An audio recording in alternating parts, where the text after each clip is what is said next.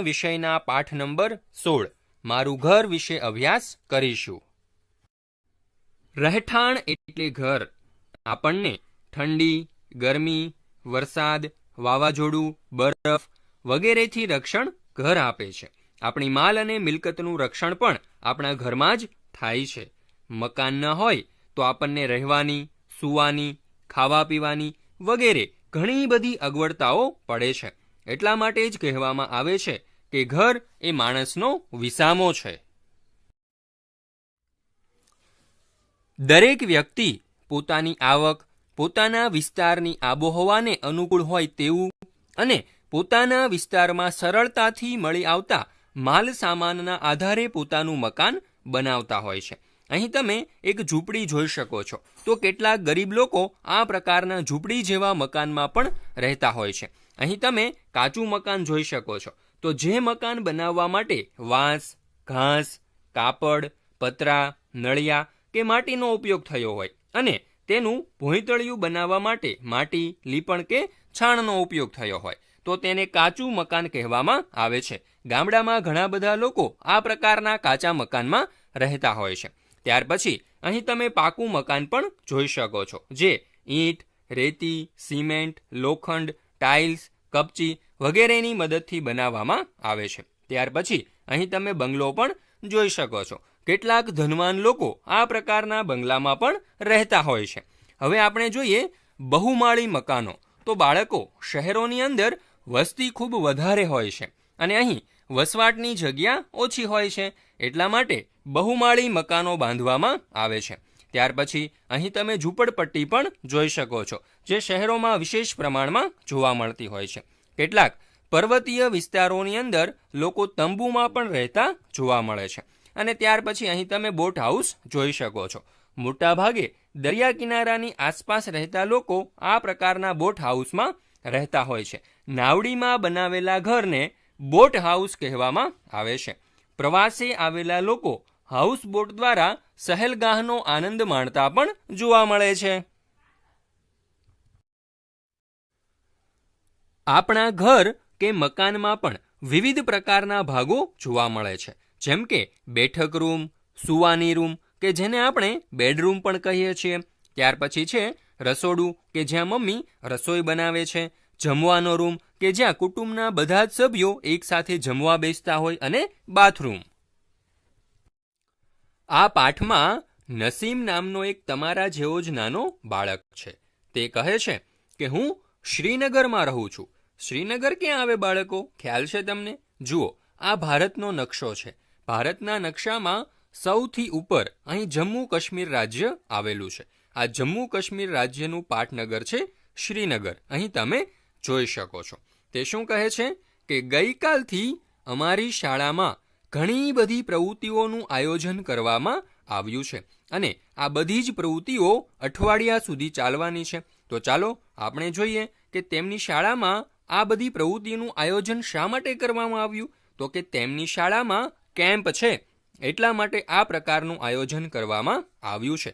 હવે આ આયોજનમાં એટલે કે આ કેમ્પમાં બાળકો બીજી જગ્યાએથી પણ કેમ્પ માટે આવ્યા છે. બીજી જગ્યાએથી એટલે કે ભારતના બીજા રાજ્યોમાંથી, જેમ કે ગુજરાત, મહારાષ્ટ્ર, અસમ વગેરે બીજા રાજ્યોમાંથી પણ બાળકો અહીં આવ્યા છે.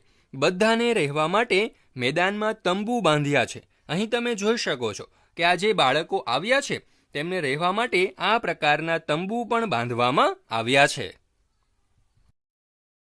કરવામાં આવ્યું હતું.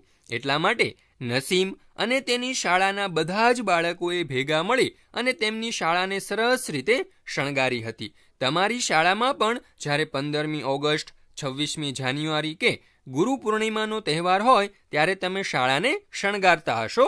તેવી જ રીતે તો કેટલાક બાળકોએ તો કપડાના ટુકડામાંથી પણ બારણાના તોરણ બનાવ્યા હતા. બાળકો, વિચારો જોઈએ કે તોરણ બનાવવા માટે કપડાં સિવાય બીજી કઈ કઈ વસ્તુઓ વાપરી શકાય? વિચારજો હો. કેટલાક બાળકોએ તો સૂકા પાંદડા અને લાકડાના વહેરનો ઉપયોગ કરી રંગોળી બનાવી હતી. જુઓ, અહીં નસીમ શ્રીનગરમાં રહે છે એટલે તેમણે રંગોળી બનાવવા માટે સૂકા પાંદડા અને લાકડાના વહેરનો ઉપયોગ કર્યો. પરંતુ તમે જે વિસ્તારમાં રહો છો ત્યાં કદાચ રંગોની મદદથી રંગોળી પૂરવામાં આવતી હશે અથવા તો બીજી પણ કોઈ વસ્તુનો ઉપયોગ કરી શકાય. તો તમે નોંધો કે તમારા ઘરે રંગોળી પૂરવા માટે કઈ કઈ વસ્તુઓનો ઉપયોગ કરવામાં આવે છે.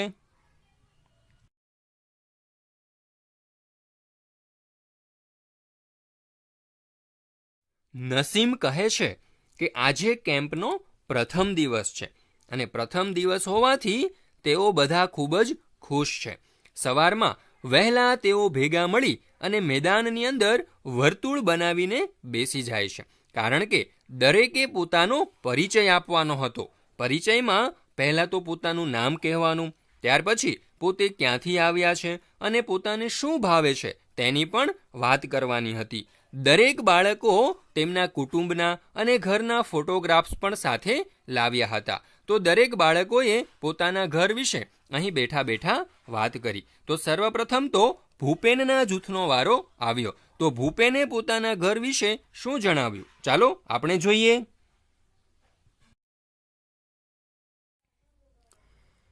ભૂપેન પોતાનો પરિચય આપતા કહે છે કે હું અસમના મોલન ગામથી આવ્યો છું. બાળમિત્રો, આ અસમ રાજ્ય ક્યાં આવે તો આ નકશા દ્વારા આપણે જોઈએ. ભારતના નકશામાં પૂર્વ ભાગમાં તમને જે આ લાલ રંગ દેખાય છે તે છે ભારતનું અસમ રાજ્ય. તો આ અસમ રાજ્યમાંથી ભૂપેન શ્રીનગર ગયો છે. તે કહે છે કે અમારે ત્યાં ખૂબ જ વરસાદ હોય છે, તેથી અમારા ઘર મેદાનમાં 10 થી 12 ફૂટ ઊંચા બાંધવામાં આવે છે. અહીં તમે જોઈ શકો છો કે અસમ રાજ્યના ઘર આ રીતે જમીનથી 10 થી 12 ફૂટ જેટલી ઊંચાઈ ઉપર બાંધવામાં આવે છે, કારણ કે અહીં વરસાદનું પ્રમાણ વધારે હોવાથી પાણી ભરાઈ જાય છે અને આ પાણી ઘરની અંદર ન પ્રવેશી શકે એટલા માટે આ ઘરને ઊંચા બનાવવામાં આવે છે. અને આ ઘરને ઊંચા બનાવવા માટે નીચે મજબૂત વાંસના થાંભલાનો આધાર આપવામાં આવે છે. આ ફોટાની અંદર પણ તમે જોઈ શકો છો. અને અહીંના જે ઘરના છાપરા હોય છે તે પણ એકદમ ઢોળાવવાળા રાખવામાં આવે છે, જેથી કરીને વરસાદનું પાણી સરળતાથી નીચે આવી જાય. તે કહે છે કે અમારા ઘરના અંદરના ભાગ પણ લાકડાના બનેલા હોય છે. તો અહીં તમે જોઈ શકો છો કે લાકડા અને ઘાસની મદદથી આખા ઘર બનાવવામાં આવેલા છે, કારણ કે અસમ રાજ્યની અંદર વાંસ અને ઘાસ પુષ્કળ પ્રમાણમાં મળી રહે છે. અને આપણે જોયું હતું કે દરેક વિસ્તારની અંદર જે પણ સાધનો સરળતાથી મળતા હોય તેમાંથી ઘર બનાવવામાં આવતા હોય છે. તો ઘર બનાવવા માટે જે લાકડાનો ઉપયોગ થાય છે તેવી જ રીતે તેના દાદર પણ લાકડાના હોય છે. અને રાત્રે આ દાદર તેઓ લઈ લેતા હોય છે, કારણ કે રાત્રિના સમયે પશુઓ અને બીજા જનાવરો ઉપર એટલે કે ઘરની અંદર ન પ્રવેશ કરી શકે એટલા માટે. વાંસ કે લાકડાના ઘરમાં રહેનારને શું ધ્યાન રાખવું પડે છે? ઉત્તર: વધારે વરસાદ કે વાવાઝોડું અને તોફાન આવે ત્યારે વાંસ કે લાકડાના ઘરમાં રહેતા લોકોએ ખાસ ધ્યાન રાખવું પડશે કે તેમના ઘર પડી જવાનો અને છાપરા ઉડી જવાનો ભય વધારે રહે છે. એટલે કે આવી પરિસ્થિતિમાં તેમણે સાવચેત રહેવું જોઈએ. જ્યારે વધારે વરસાદ હોય ત્યારે ઘરની ચારે તરફ પાણી ભરાઈ જાય છે અને ઘરથી નીચે ન ઉતરી શકાય. આવા સમયે ઘરમાં અનાજ અને ખોરાકનો પૂરતા પ્રમાણમાં સંગ્રહ કરવો પણ જરૂરી છે. લાંબા સમયે આ પ્રકારના ઘરના લાકડા સડી જવાનો ભય પણ રહેતો હોય છે. લાકડાના ઘરમાં રસોઈ કરતી વખતે ખૂબ ધ્યાન રાખવું પડે. જો થોડી પણ બેદરકારી કરીએ તો ઘરમાં આગ પણ લાગી શકે છે. ભૂપેન જ્યાં રહે છે ત્યાં ઘર કેમ વાંસના થાંભલા પર બનાવવામાં આવે છે? ઉત્તર: ભૂપેન આસામ રાજ્યમાં રહે છે. અહીં વરસાદ ખૂબ વધારે પડે છે.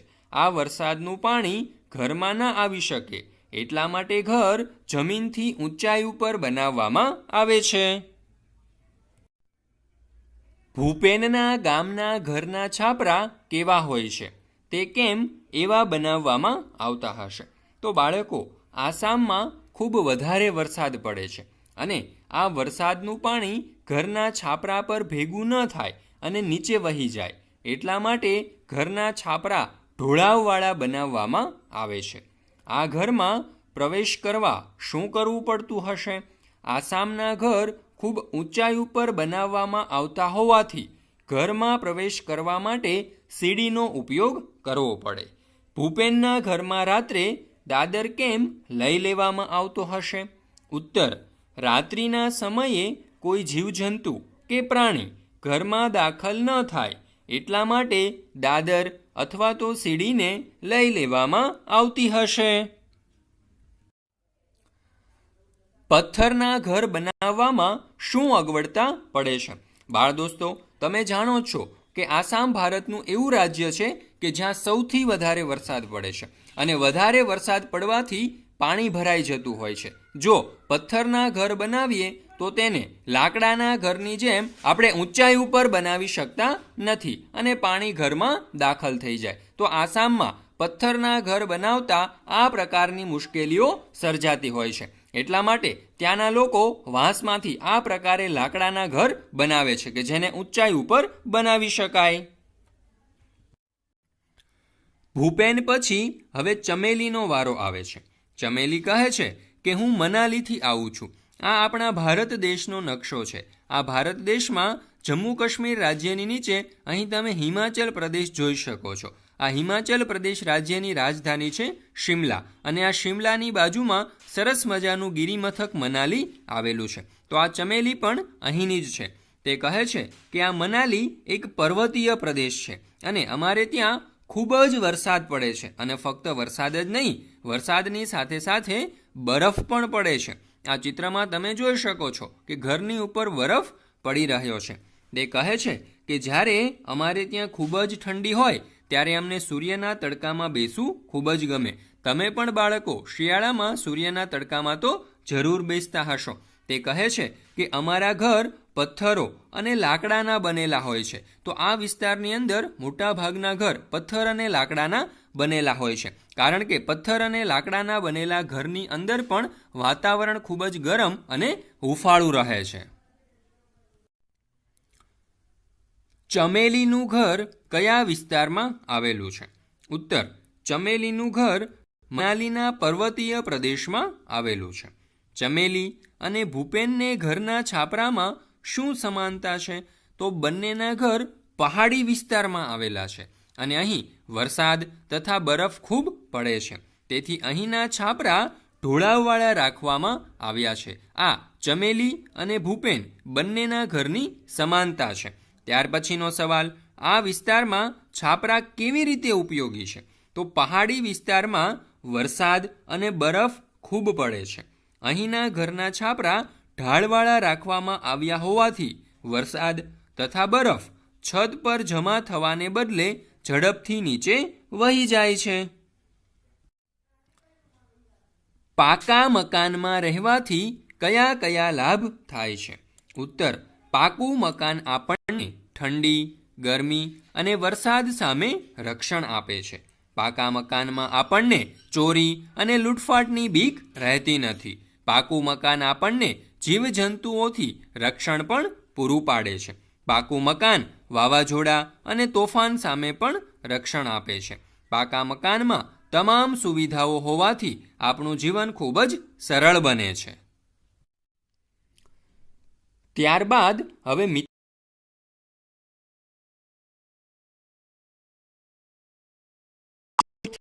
છે રાજકોટ એટલે કે આપણા ગુજરાત રાજ્યનું જ એક શહેર. તેઓએ દરેકને રાજકોટના ચિત્ર બતાવ્યા. તેમાંથી એક ચિત્ર તમે પણ અહીં જોઈ શકો છો. આ ચિત્રની અંદર ઊંચી ઊંચી બિલ્ડિંગો તમને દેખાઈ રહી છે.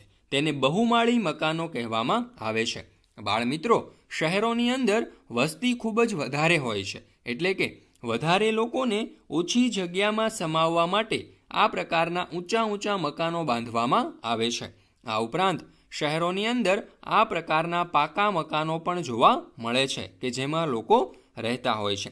કેટલીક જગ્યા ખાલી પડેલી હોય છે તો આ જગ્યામાં કેટલાક લોકો ઝૂંપડા બાંધીને પણ રહેતા જોવા મળે છે. અહીં તમે જોઈ શકો છો. તો કેટલાક લોકો પાસે કોઈ પણ પ્રકારના રહેઠાણ નથી હોતા. તેઓ શહેરોમાં રોડ ઉપર કે સડક ઉપર જ રહી અને પોતાનું જીવન ગુજારતા હોય છે. બાળકો, આ ઊંચી ઊંચી બિલ્ડિંગો જોઈ ભૂપેનને એક પ્રશ્ન થાય છે અને તમને પણ કદાચ થતો જ હશે કે કેટલા ઊંચા મકાન છે.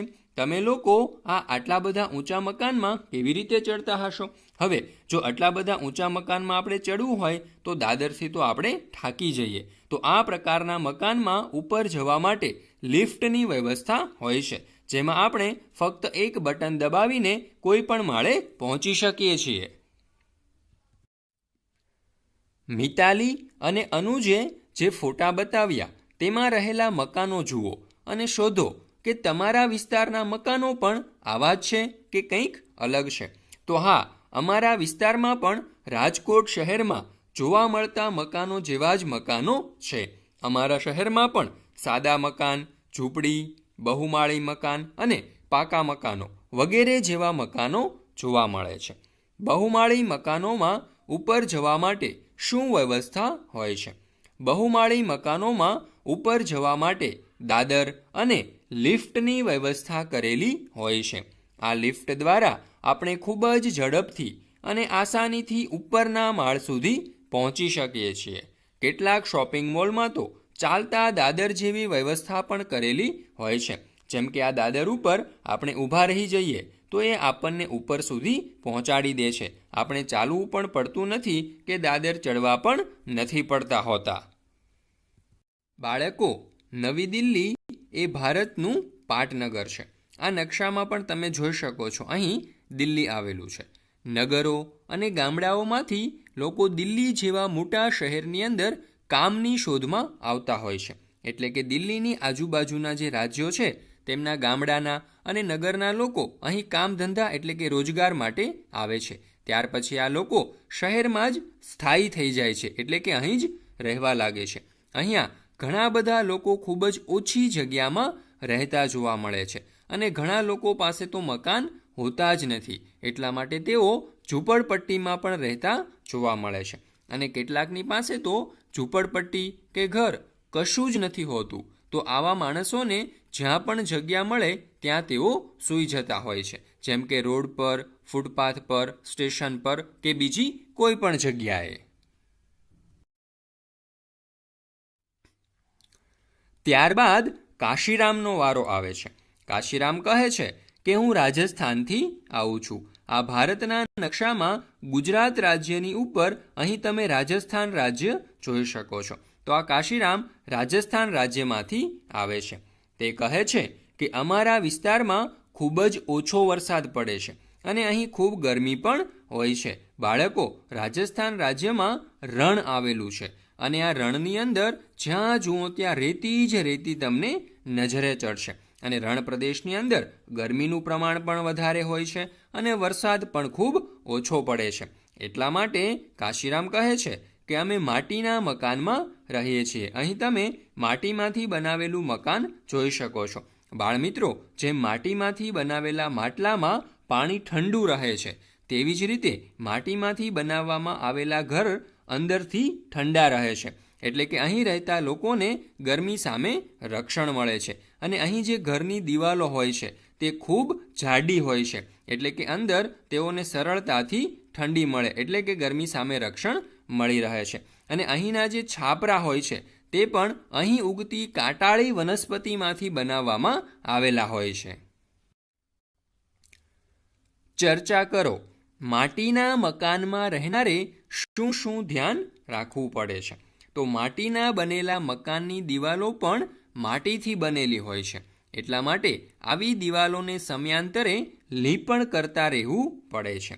વધારે વરસાદના સમયે માટીના ઘરને નુકસાન થઈ શકે છે. પૂર અને વાવાઝોડા દરમિયાન માટીના મકાનો પડી અને તૂટી પણ શકે છે. માટીના મકાનમાં જીવજંતુઓનો ડર પણ વધારે રહે છે. માટીના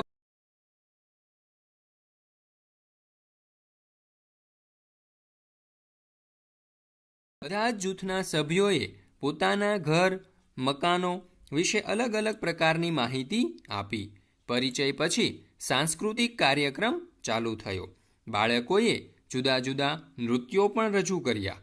તેઓએ પોતાની ભાષામાં લોકગીતો રજૂ કર્યા. ત્યાર પછી દરેકને બદામ અને ઇલાયચી સાથે કાશ્મીરનું પીણું કાહવા પણ અપાયું અને બાળકોએ ખૂબ જ મજા કરી. તો ચાલો આપણે કેટલાક રાજ્ય, તેમની ભાષા અને તેમના નૃત્ય વિશે પણ જોઈ લઈએ. તો જેવી રીતે ગુજરાત રાજ્યમાં ગુજરાતી ભાષા બોલાય છે અને ગુજરાત રાજ્યનું નૃત્ય છે ગરબા, તેવી જ રીતે પંજાબ રાજ્યમાં પંજાબી ભાષા બોલવામાં આવે છે અને ત્યાંનું લોકનૃત્ય છે ભાંગડા. તેવી રીતે મહારાષ્ટ્ર રાજ્યમાં મરાઠી ભાષા બોલાય છે અને મહારાષ્ટ્રનું લોકનૃત્ય છે લાવણી. તમિલનાડુમાં તામિલ ભાષા બોલવામાં આવે છે અને તમિલનાડુનું લોકનૃત્ય છે ભરતનાટ્યમ. રાજસ્થાનમાં મારવાડી ભાષા બોલવામાં આવે છે અને ત્યાંનું લોકનૃત્ય છે ઘુમ્મર. કાશ્મીરમાં કાશ્મીરી ભાષા બોલાય છે અને ત્યાંનું લોકનૃત્ય છે રોફ. કેરળની અંદર મલયાલમ ભાષા બોલવામાં આવે છે અને કેરળનું લોકનૃત્ય છે કથકલી.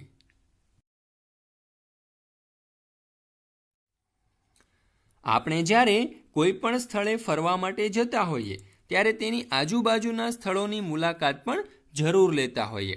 તેવી જ રીતે આ બાળકોએ પણ સાંજના સમયે દાલ સરોવરની મુલાકાત લીધી હતી. દાલ સરોવર એ જમ્મુ કાશ્મીર રાજ્યનું સૌથી આકર્ષક સ્થળ છે. એટલે કે જેટલા લોકો જમ્મુ કાશ્મીર ફરવા માટે જાય છે તેઓ દાલ સરોવરની મુલાકાત અચૂક લે છે. અહીંથી હિમાલયની સુંદર પર્વતમાળાઓ દેખાય છે. અહીં તમે જોઈ શકો છો કે દાલ સરોવરમાંથી હિમાલયની પર્વતમાળાઓ ચોખ્ખી નજરે ચડે છે. દાલ સરોવરમાં એક ખાસ પ્રકારની બોટ પણ મુસાફરોના મનોરંજન અને મુસાફરી માટે હોય છે, જેને શિકારા કહેવામાં આવે છે. આ શિકારામાં બેસવાનો આનંદ જ કંઈક અનેરો હોય છે. અહીં પણ આ બાળકો હાઉસબોટની અંદર અને આ શિકારામાં બેઠા હતા અને તેમણે પાણીમાં ચલાવવા માટે હલેસા પણ માર્યા હતા. આ ઉપરાંત અહીં કેટલીક હાઉસબોટ પણ જોવા મળે છે. આ હાઉસબોટ એક પ્રકારનું ઘર હોય છે જે હોડીમાં બનાવવામાં આવેલું હોય છે. તેની અંદર ખૂબ સરસ મજાની કોતરણી અને ડિઝાઇન હોય છે. દાલ સરોવર પર એક ચાર ચિનાર નામનું સ્થળ પણ છે, જ્યાંથી એકદમ નીલા રંગના પર્વતો દેખાય છે. આપણને જાણે એવું લાગે કે તે દુનિયાનું સૌથી સુંદર સ્થળ છે.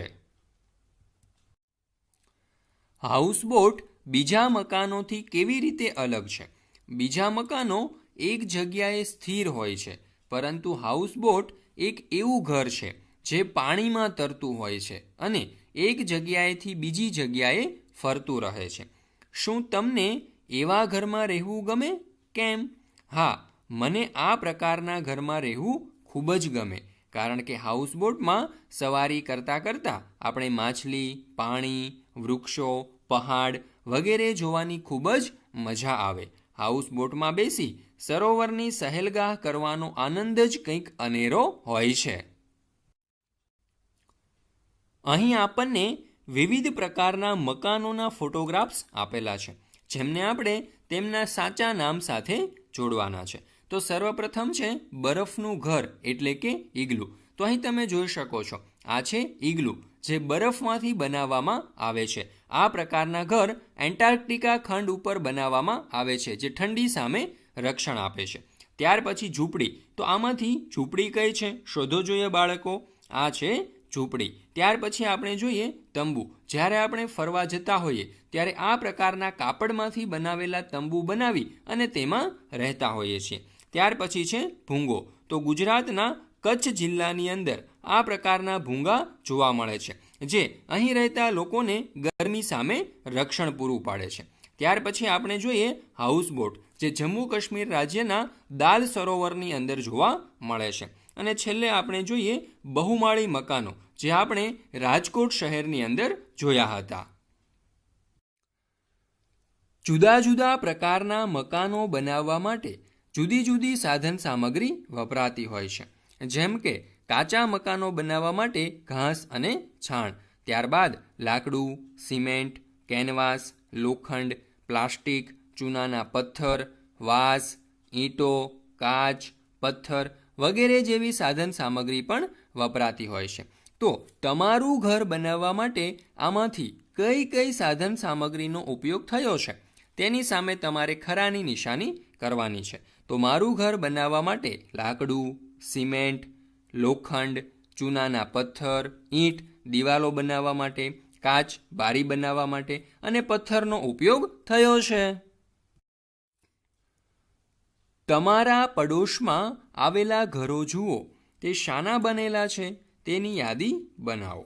તો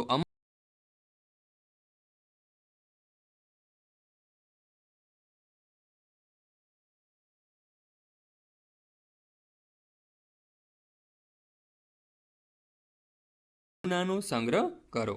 તો અહીં તમે જોઈ શકો છો કે ઘર બનાવવા માટે કઈ કઈ ચીજ વસ્તુઓનો ઉપયોગ કરવામાં આવે છે. બાળ મિત્રો, તમારું ઘર જે ઈંટની મદદથી બન્યું છે તેવી ઈંટ બનાવતા આપણે શીખીએ. તો સર્વપ્રથમ તો થોડી માટી એકઠી કરવાની છે. એટલે કે થોડી માટી લો અને આ માટીમાં પાણી ઉમેરી અને તેને બરાબર રીતે ગૂંદી લો. ત્યાર પછી ખાલી દિવાસળીની પેટી લો અને તેની અંદર આ માટીને બરાબર દબાવીને ભરી દો. ત્યાર પછી આ માટી સુકાઈ જાય એટલે આ દિવાસળીની પેટીમાંથી માટીને બહાર કાઢી લો. એટલે તમારી સરસ મજાની નાની ઈંટ તૈયાર થઈ જશે. હવે તમે જે ઈંટ બનાવેલી છે તેને તમે જુદા જુદા પ્રકારના રંગ કરો અને તેમના ઉપર તમારું નામ પણ તમે લખી શકો છો. તો તમે જે જુદા જુદા રંગની ઈંટો બનાવી છે તેનાથી સરસ મજાનું રંગીન ઘર બનાવો અને તમે જે ઘર બનાવ્યું છે તેના છાપરાને પણ તમે